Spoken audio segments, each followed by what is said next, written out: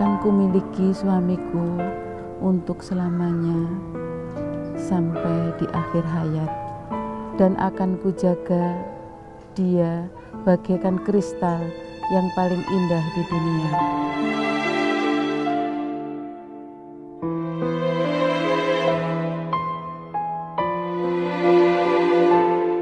Bagiku, suamiku tak hanya pemimpin keluarga, ia juga tak sekedar ayah dari keempat anak-anakku. Karena suamikulah aku kuat menjalani kerasnya hidup di masa lalu. Ya, hidupku yang kini berkecukupan tak lepas dari perjuangan yang tidak ringan. Aku adalah mantan buruh cuci.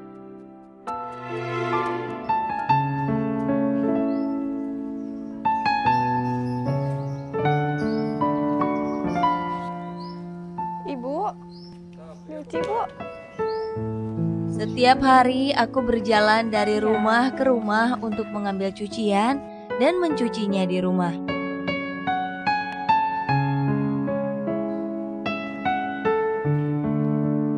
Suamiku memang sudah bekerja saat itu. Namun dengan 4 anak, aku tidak bisa berharap banyak dari gaji suami yang hanya Rp4.500 kala itu. Karena tak terbiasa mencuci dalam jumlah yang banyak, tanganku sering terasa perih setiap mencuci baju.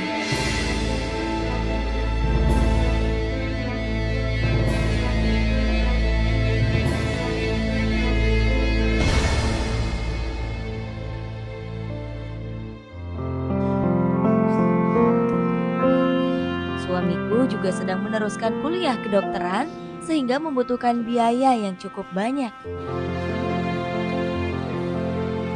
Karena aku tahu kuliah kedokteran tidaklah murah. Apalagi kondisi keuangan kami saat itu sangat pas-pasan. Hingga keputusan menjadi buruh cuci secara diam-diam jadi keputusanku.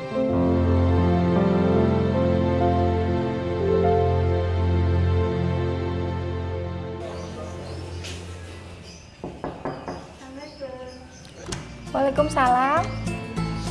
Ini Bu bajunya.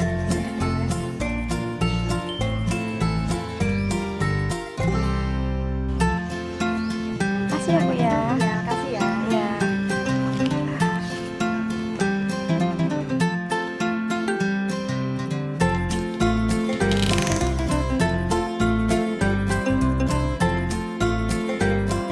Upahnya selalu aku sisihkan.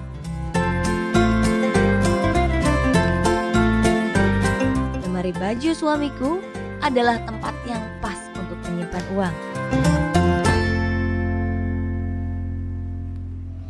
Semuanya ya untuk ini, untuk papahnya anak-anak gitu. Dan waktu itu juga suamiku nggak ngerti aku bekerja apapun, dia nggak ngerti. Memang itu sengaja aku simpan.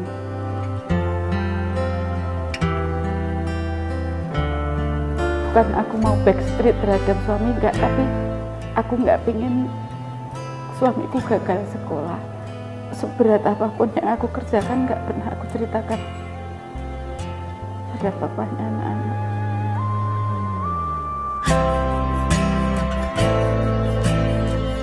Aku hanya ingin kuliah suamiku tidak gagal karena kekurangan biaya. Aku rela untuk bekerja keras membantu perekonomian keluarga. Aku hanya ingin suamiku fokus kuliah hingga lulus. Bahkan aku berusaha agar suami tidak mengetahui kejadian-kejadian buruk yang menimpaku.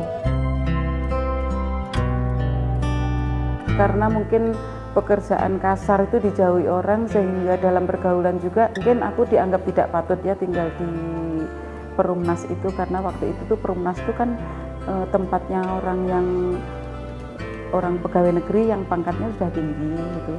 Tetangga ngertinya saya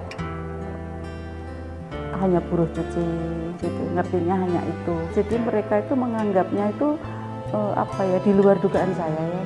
Sampai suatu ketika itu malam-malam tuh saya sudah sholat tahajud, saya sudah pakai mukena, itu pintu itu digedor.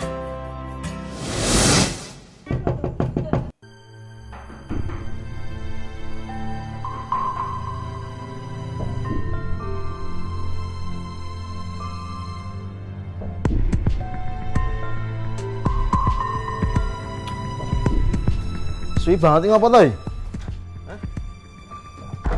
Piye to karepe? Ket mau dodo kira krungu ora dibuka-buka Karepmu ki piye? Samane ning ngene iki ra apik, wis tak pindah to.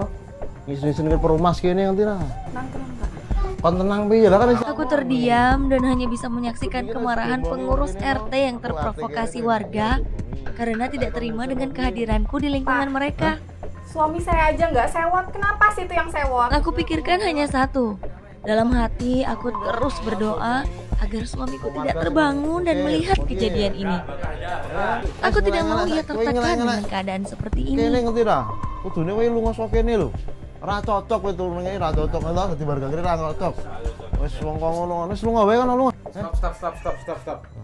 Piye Pak? Kenapa? Ternyata Tuhan mendengar doa. Sabar, aku wis sabar Pak ya. Ning perumas kene dadi elek ana wong iki kan. Nek Di tengah keributan pagi itu, seorang tetanggaku datang menolongku. Ini saya tanggung jawab. Kalau Mama Novik ini baik-baik. Wis tenan sampe tanggung jawab ya. Ya, saya tanggung jawab, ya. Terpingi wis diomongin ta kowe? Wis lunga. Lunga ya. Lunga. Wis lunga. Kalau peristiwa itu bagiku nggak mewarnai ya, nggak membuat aku sedih gitu. Justru itu membuat cambuk bagi ibu ya. Aku tetap dalam pendirianku ya. Jadi suatu saat aku akan menunjukkan siapa aku. Dan waktu itu juga aku nggak membela diri.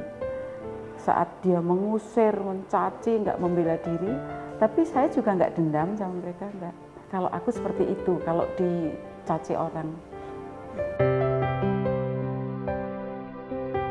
Secara perlahan, kegigihanku dalam berusaha dan berbakti kepada suami akhirnya membuahkan hasil. Apa yang dulu ku alami adalah pelajaran yang berharga. Berawal dari keinginan mencukupi kebutuhan sehari-hari, kerja kerasku ternyata mampu mewujudkan mimpi suamiku, juga mimpiku. Dan yang terpenting tak hanya mimpi kami berdua, tapi mimpi banyak orang yang memimpikan biaya pengobatan yang murah. Seorang buruh cuci yang membangun rumah sakit untuk warga tak mampu. Orang baik itu ternyata tetap baik ya. Aku yang marah, aku jadi terbelalak ya. Aku kaget.